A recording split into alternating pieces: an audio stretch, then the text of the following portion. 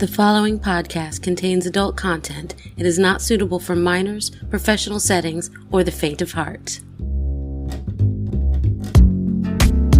In celebration of National Storytelling Week, I'll be publishing individual stories each day. This story was told live on stage at Petra's by Melly. Okay, so I want to tell you the story of how I lost my virginity again. So, first, I love the stories I've heard. I grew up in the 90s, all that purity culture and stuff. I was a hoe. I did not go for that. My friends were like, yeah, no. Adults would not introduce me to other kids because, yeah, I did bad things. But, so, no, they wouldn't leave us alone. We'll say that. So when I was 13 was when I lost my virginity with a girl, and then a few months later with a boy, and I figured out that actually it is as good to give as it is to receive.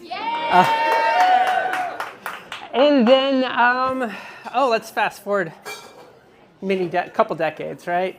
And I figured out who I really was, and that was a lot of fun.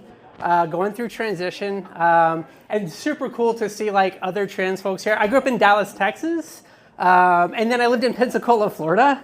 So the odds of seeing another trans person out there, yeah. So seeing like multiple other trans folks out here tonight, y'all, it makes like my heart happy.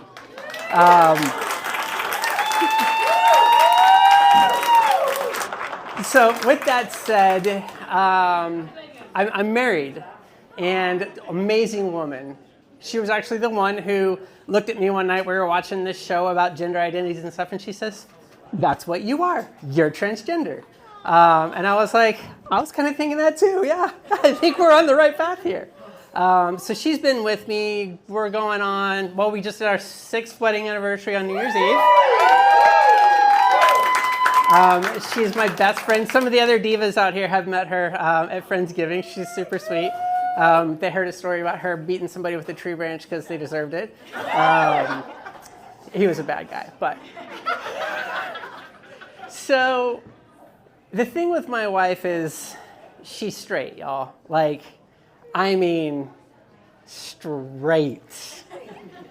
And I love her. Like, I love her to bits. She's my best friend. And so, you know, we've kind of evolved our relationship because it's more than just sex for us, but I need sex in my life because, like I said, since I was 13, I'm a hoe. So she's like, it's cool. You do your thing. You be safe. Don't get, hurt. Don't get in trouble and do your thing. So who was talking about Grindr? Love-hate relationship with that website, let me tell you. If you've never been on Grindr, just do it for a day. And then delete it and don't go back. But somewhere in between the mountain of, hey, and looking, dick pic, dick pic, dick pic, dick pic, dick pic, dick pic. I did get one that was a Batman costume with a dick pic, and I saved that one because it was great. I mean, it's a Batman costume. But in the midst of all that, I met this other trans girl.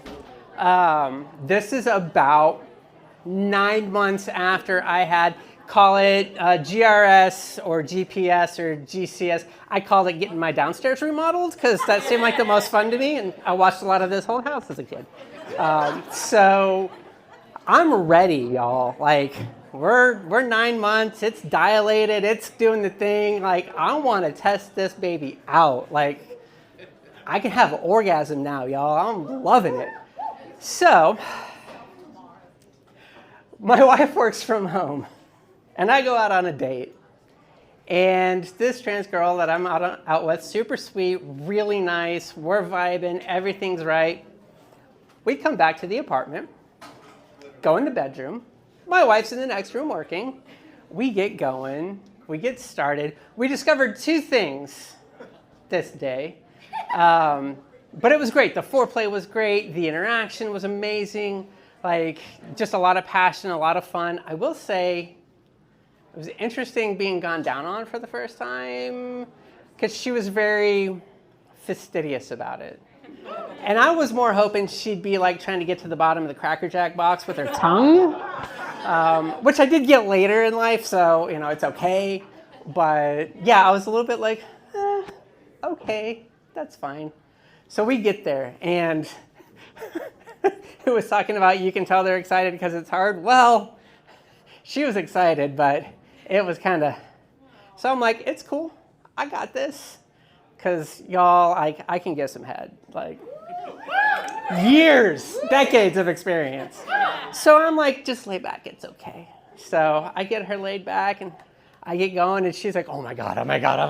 Oh, this is, oh, da, da, da, da, da, da. She's like, okay, you got to stop. I'm like, okay. I'm like, it seems like you're ready. So she's ready. So we're responsible, get the condom on, get going. And ladies, the cis girls, and any other post-operative trans girl, you probably know the first time, it's a little tight. It doesn't, even with some lube, it's not as easy to get in there. So I'm like, here, let me get on top. So I get on top, and I finally work her in, and two things happened. I hear, oh my God, I'm coming. I'm so sorry. I'm coming. I'm so sorry. Oh God, I'm so sorry. Oh God, I'm coming. And like, while on the one hand, the feeling and the sensation was amazing, on the other hand, I was like, huh. Okay, so that happened. Okay. But like, and it's still, like, I tease her about it. This girl and I are still friends to this day. I tease her about it. In fact, I told her about this little event, and I was like, I'm going to tell that story one night when I go there. So everything gets done. She says goodbye. She stops. It was nice to meet you, to my wife. And my wife's just, you too, have a good day. She leaves. My wife's like, well, how was it? And I'm like, well, I tell her what happened. She starts giggling. And she says, well, welcome to womanhood.